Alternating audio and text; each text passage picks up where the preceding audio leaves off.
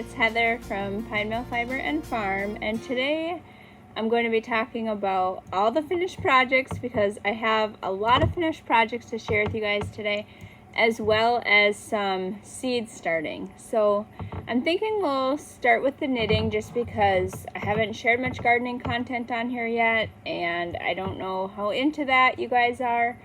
So that way, if you want to check out for the gardening part of this video, that's fine. So I'm actually super excited to share with you guys. I have just basically one work in progress and then a bunch of finished objects. I shouldn't say a bunch, 3 finished objects to share.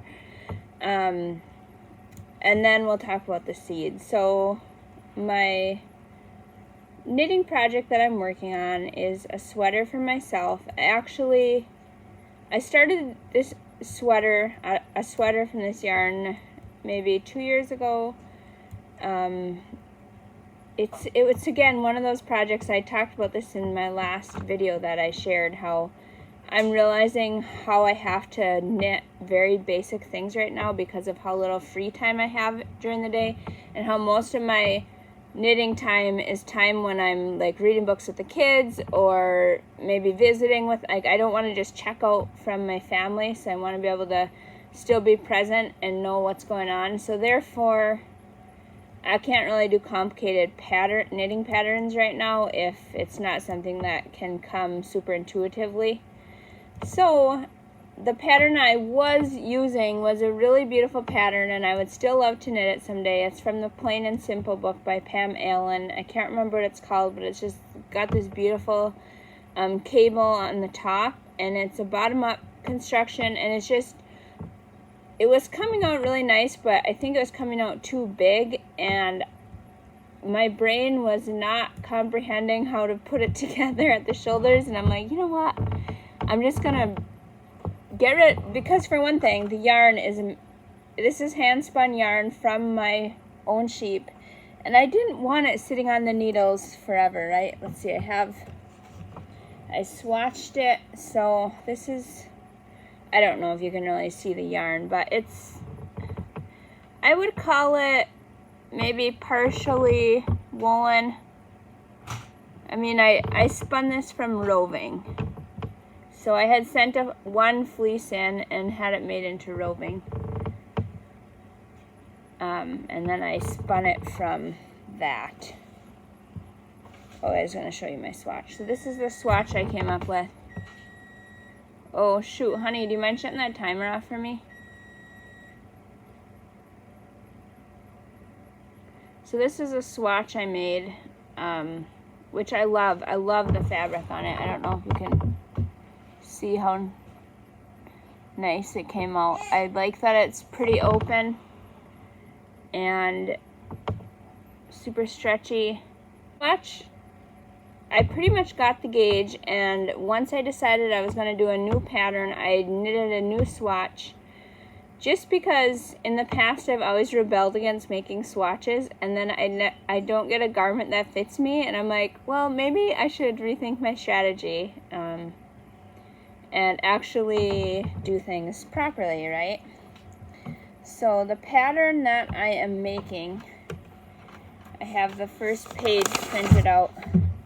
It's such a basic sweater. It's called the Liebling sweater, and it has like this higher neck, and it's top down. It's yoke, so it's just the yoke increases, and then it's straight here, no shaping, and just a nice, just basic sweater, like nothing fancy about it, but just a nice shape. And I don't know, I think that higher neck, I'm going to really like that in the winter.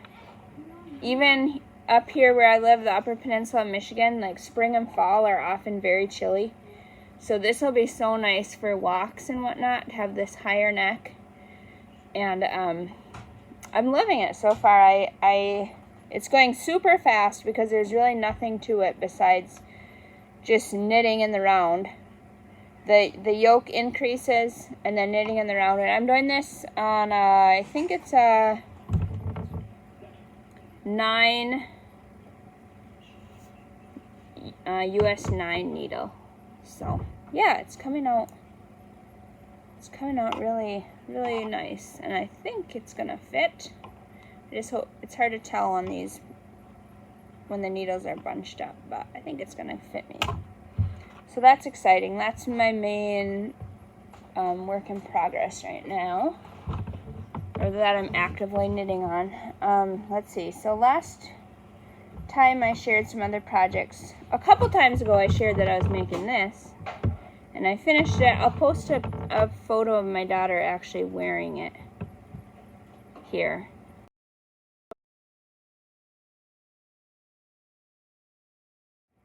But this is the Baby Bear Balaclava by Knitting for Olive, and I knit this with hand spun yarn. I did hold it double, one strand hand spun with one strand of alpaca. And the only thing that I don't really like about it is how curled it is at the bottom, which maybe I could do something about that, but honestly she wears it and it's underneath her jacket anyway, so it really doesn't matter.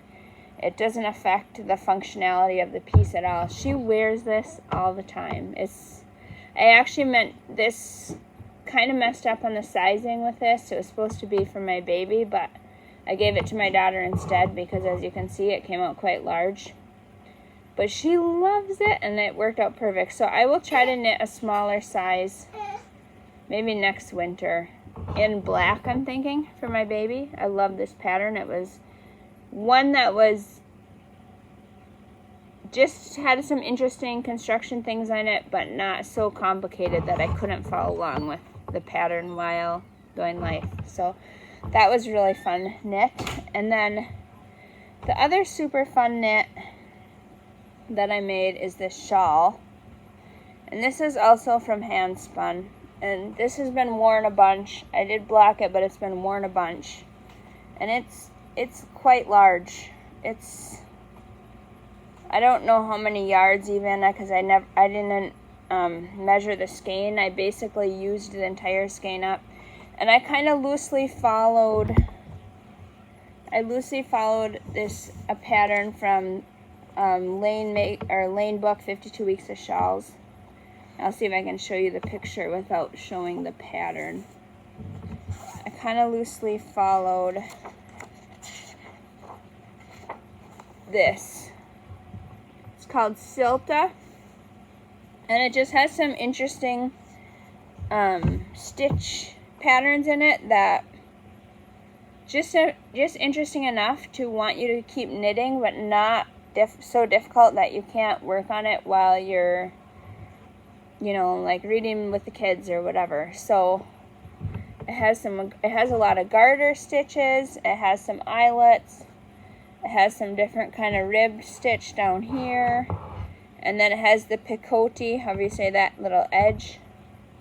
So the black wool is from our farm, and I believe we spun that up. This is Jade's wool, and that it's the softest part on this shawl. The rest of this is stuff that I dyed. I showed you guys I bought that commercial roving, and I dyed it. It's Corriedale roving. It's non-superwash roving though, so it's going to wear really nicely with my farm yarn. So, and then these are actually, I don't know if you can really tell, two different color skeins, but they blend together really well, the blue. So yeah, I love this. I wouldn't mind taking this over. I haven't borrowed it yet from her, but my daughter wanted something big that she could wear and then also just like have on her lap while she's reading or doing her homeschool stuff. Something big and cozy. So this definitely fit the bill, and I would knit this again. It was so, I loved how the increases went, and just the size of it is awesome. Like I said, I didn't follow the pattern to a T because I kind of just switched when I ran out of the color, and I kind of had to alter it just because I didn't have, the amount of yarn that I had compared to what the pattern called for was different. I had more yardage actually. So this came out maybe a bit bigger than the one in the pattern, but it's a easy pattern that you could totally make it, end shorter or go longer or whatever. So that was a fun project. And then the last, oh, I was going to say last thing, but I have one other, this is the sweater I made for my baby. And this is all from hand spun yarn, and it's all from our farm. I dyed some of this, and some of it is natural. I think I showed the skeins maybe in the last video. So this knit up super quick. Was a very fun knit. This is the Elwood sweater by Jennifer Wiebe, and this sweater goes in many sizes, adult sizes. Lately, as I've been looking at patterns to purchase, I'm really thinking like versatility. Like when I buy a pattern, is this a pattern that I perhaps knit multiple times for multiple different people, different sizes? And this is one that definitely fits the bill. I think I want to make this one for myself out of another project that I have on needles that I kind of just want to rip out. Because I'm realizing more and more, like, there's value in, if a project's sitting on needles for months and months, there's a reason why it's stuck on your needles. And maybe it's, I don't know, I don't get really excited about going back to knit something that's been on the needles for months and months. That's just, I guess that's me. So I think it's Icelandic yarn, and it's orange, and I think I'm gonna rip it out and make this for myself, like in a bigger size, obviously. What do you guys think? Would that be cute? Like a old grandpa, like basically like a workhouse cardigan, like farm cardigan that I can do chores in, and it would be so nice to have that. But this is Darling. I knit this, I believe, on size 6 needles. I think the cuffs were on size 4 needles. I do sort of wish that I did the size 2T. I sort of wish I would have done the size bigger, just because it fits him really well now, but I was hoping that it would fit him like through the entire summer and maybe even into next fall, and I don't think it's going to, mainly because it's just a little bit tight on the arms. So I think maybe if I did this pattern again, I would maybe do a couple more raglan rows before splitting for the arms, just because it seemed like proportionally it seems like the arms are a little bit smaller on the small side. Like I said, it fits him well now, but I don't know. We'll see how long he gets to wear this for. But regardless, it was a super fun knit. I basically had I played yarn chicken with every single color here, and I had like this much yarn left of every color. It was perfect use of stash yarn. And actually when I knit this, I'm like, you know what? I'm going to make something similar but not the same for my daughter. So I think what I'm going to do for her is I'm going to make her like a long sleeve, similar construction as the first sweater I was showing you with the yoke top, but make it like a sweater dress, like longer, maybe not quite knee length, but somewhere around there. So I have just an assortment of random stash yarns that I've been kind of playing with. This is super fun. This is 170 yards of hand spun that I actually bought at the farmer's market in Marquette, Michigan. And the lady I bought this from, her name is Karen Valley. She raises Shetland sheep. She is who I purchased our very first sheep from. So when I was at the farmer's market, I was like, you know what? I am going to buy this from her. And I didn't know what I was going to do with it yet. But I think putting it in my daughter's sweater is a good fit. And these weights aren't identical, but I think they're going to work. They're going to be close enough. This is, I believe, just worsted weight merino. This is non-superwash that I dyed, and I believe I bought this yarn from yarntodyefor.com. So I have 2 different colors of that I dyed, and then these 2 skeins I spun, and this was also with the non-superwash Corriedale. So you can kind of see the colors. This this is a little bit heavier weight, so I'm hoping I can blend these all together and make them work in this dress. You can see that. So, anyways, I don't know. I've been like playing with the stripes. Won't that be cute? I think that'll be super cute. So I'm excited to start that, but I'm probably gonna finish my sweater before I start that. And, oh, I did tell you guys I was going to get on the ball with a project journal. So I bought the journal, and I got this at, I can't remember honestly, it was online somewhere. But it was empty, it didn't have the papers in it. And so I bought some, I think this is watercolor paper, and I punched holes in it. And as you can see, I haven't documented anything yet. I have some yarns from my various recent projects stuffed in the envelope that I'm going to do a little documenting with. And then I thought I can put my swatches in here, either just pin them to this or maybe put them through the ring or whatever, and just kind of do a little quick journal about the project. So I have it just documented in one place. I feel like that will be helpful, especially if I try to alter patterns. Say I buy a pattern and I think, okay, I know I'm going to use this pattern multiple times for multiple people in our family. It would be kind of handy to know what needle size I used, to know what size that I made it in, because you think you remember all that, and I never do. And that way, when I go back to make it for a different size, I can just kind of, if I have to do a little bit of math to refigure a pattern, then it's not so complicated, if that makes sense. Okay, I think that's all the knitting I have to share with you guys today. As you can see, I have my seeds right here. I was debating about actually starting some seeds with you guys, but this is the first year that I'm using the soil blockers, and I'm not an expert at it, I've come to find out.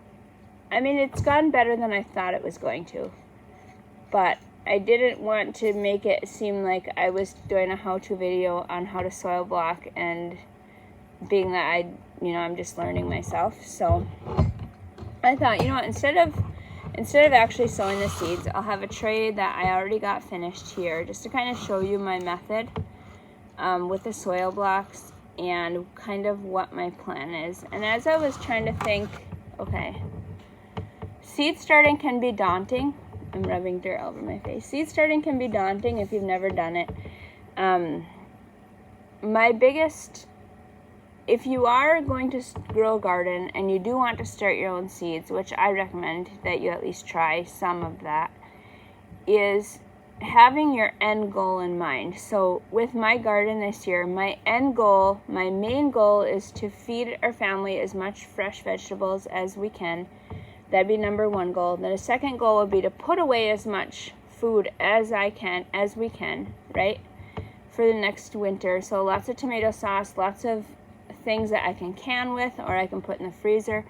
And then my third goal is to grow just beautiful things for my own garden. So this year I'm starting a lot of perennial flowers from seed, just because it's cheap and it's time consuming, but I enjoy the process of seed starting when there's still a ton of snow on the ground. It's just very therapeutic for me. I usually just put an audiobook on, or just while the kids are playing, I'm able to just kind of get messy in the kitchen with my seed stuff. So that is what my top 3 goals are. So put food on the table, put food in the pantry for my own enjoyment. And my 4th goal is actually to test on a smaller scale, is to grow crops of flowers for the seed to sell or barter with other farmers.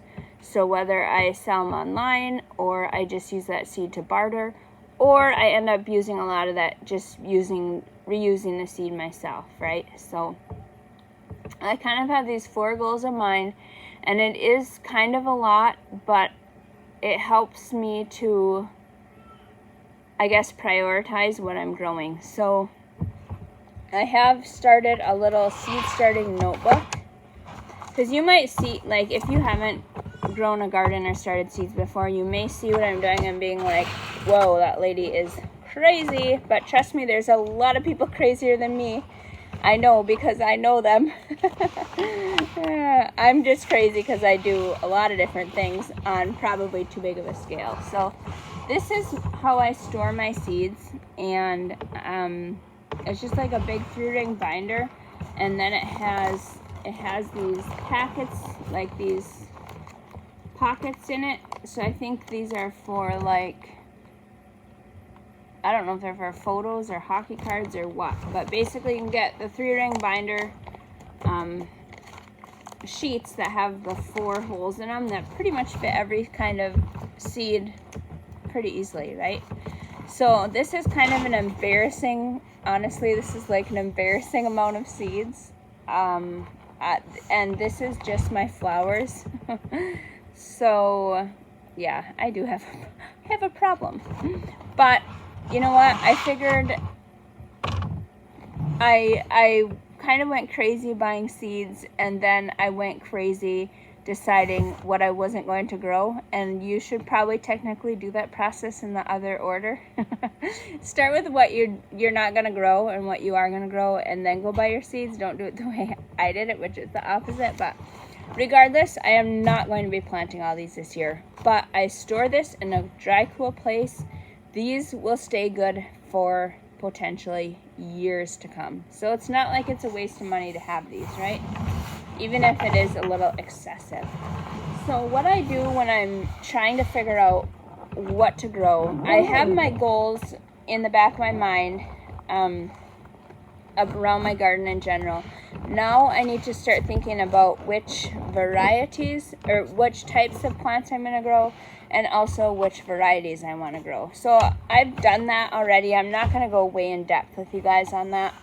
But I decided when it comes to my garden stuff, I'm going to do just a monthly video is my goal, to share, kind of like update what I'm planting, kind of why I'm planting it, kind of what I hope to get out of it, which, you know, that's always lofty because you don't know for sure. So anyways, this looks very overwhelming, right? But what I do is I think, okay, what seeds do I need to start in March? So then I break it down into what I kind of look at all the plants that I want to grow, and then I decide, you know, it's very unwise to plant all your seeds at one time, especially if you start them too early. You're going to be so overwhelmed. You're going to have huge plants. They're not going to be healthy. They're going to topple over. You need to, the biggest tip with seed starting is to start your seeds at appropriate times, and each plant has its own specification about when it wants to be planted, right? So you have to kind of look at each plant as an individual plant and research it for your last frost date, and then count back how many weeks prior to your last frost date and kind of mark that in your calendar or however system you want to do it. Because I've kind of gardened enough years for most of my plants, I kind of have a general idea. Once in a while I have to look it up. But yeah, I have a lot of perennial flowers that I'm starting early. So I have my list. Now this looks a lot less overwhelming, right? I have just everything I want to start in March. Then the next page I have everything I want to start in April. And then everything I want to start in May. And I may, you know, I could start some of these things earlier, but I want to err on the late side or stagger them quite a bit. So I'm not doing all the work at one time. Because you have to remember, as you are starting seeds, your seeds are going to have to be up potted into bigger containers, and as you're doing that up potting, those bigger pots take up more space. Right here is 200 seedlings, the potential for 200 seedlings, but they're not all going to stay that small. Like, a lot of these are perennials, so they'll stay small for a long time, but they're not going to stay that small probably until it's time. Like, I probably will have to transplant a lot of these into bigger cells. which means more space, which means more space under my plant lights. It means more time moving plants in and out of the house when it comes time to harden things off. It's just, it ends up being a lot. So that's my biggest tip with seed starting, is to just break it down, okay? I wasn't planning on telling you guys that, but oh well, that's fine. That's just where this video went. So, okay, so let's just go over what I'm going to start this month. And like I said, I think to make it less information, like to not get too overboard in these garden videos, is I'm just going to share a monthly video, what I'm planting and why. So because my last frost date is not really until Memorial Day, or sometimes even into June, I start things very late here because I've suffered the consequences of putting things in too early, like moving them outside too early. I've also suffered the consequences of starting my plants too early, and then I can't move them out till later than expected because of the weather or whatever. So there's, you know, I'm going to be sharing this information. You're going to be like, shoot, I should have probably already started those, because I can plant those in like 2 weeks where I live, or 3 weeks where I live, or whatever, okay? So that's kind of something to think about. Your timing is going to be very different than my timing, most likely. I am in zone 5, but it goes more off of your last frost date than your zone with seed starting. So you have to know your last frost date. Okay, so I purchased these trays from, I think it was the greenhouse store last year online. And these are nice. And then I got this soil blocker from the Gardener's Workshop online. And I got the bigger one too. I haven't used the bigger one yet. I've only used this small one. So this plants 20, this makes 20 cells with one.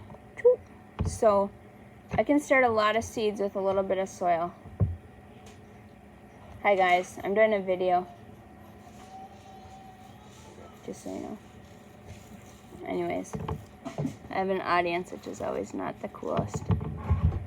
Anyways, so this thing works really good so far. I gotta say, I'm still learning. Look how some of these are super crusty and crumbly and not the primest, but also I'm pretty happy with the first try. But we'll see how they transplant and how well they take the water. I guess that will be the clincher. Alright, so I'm going to quickly go over what seeds I'm going to be starting in March. And then I think I'm going to be done with this video because it's already 25 minutes long. Okay, so we are going to start, I don't know exactly what all varieties yet of peppers, but we're going to start a lot of peppers, some onions, and some leeks. And then I'm also going to start at least one full tray of asparagus, because I want to start asparagus from seed this year. So peppers, onions, leeks, asparagus, and herbs are on my vegetable, like that's everything that I'm going to be starting in March for food. I don't want to start shuffling these around and I'm abusing them. I don't want to start my other plants till later in the season, probably not till April and May. But for flowers, I'm starting a whole tray of snapdragons. I have a few different varieties that I'm trying this year, and my hope is to grow them mainly for seed, for cutting for myself. I'll probably be selling a few bouquets, but I'm not planning on doing that on a large scale this summer. But I love snapdragons. They're just, to me, they're the quintessential cottage cutting garden flower. They're so pretty. They smell good. They're so fun. So I think I'm growing the, let's see. Okay, what I can do, I guess I can do this. So once I decided what I was going to grow, I put the seeds that I'm starting in March in a Ziploc bag, and this just helps me to keep it contained. Like, everything's contained. It's in a waterproof bag, and I can, as I get to planting this, I can take them out. And then what I do, this is just kind of helping maybe if you're busy like I am and you can only do things in small spurts. As I plant, I put a rubber band around the ones I've already planted, so I know which ones I have to get to still. Okay, so maybe I'll just quickly go through these with you guys. So I started foxglove. I started 75 white foxglove. There's no picture on that. It's a biannual. I started 25 apricot beauty. I started red hot poker, which is a really fun perennial plant. I started columbine Nora Barlow pastel mix. I started, as you'll see, you'll notice I got my seeds from a variety of places. I started the balloon flower blue. These are basically all going to be perennials or biannuals. I started Echinacea double. I started another Barlow columbine. This is blue Barlow. This is another seed of hot poker. I started, a lot of these don't have pictures, which isn't so fun. This is something that I grew last year and I loved it. It's Southern Charm Verbescum.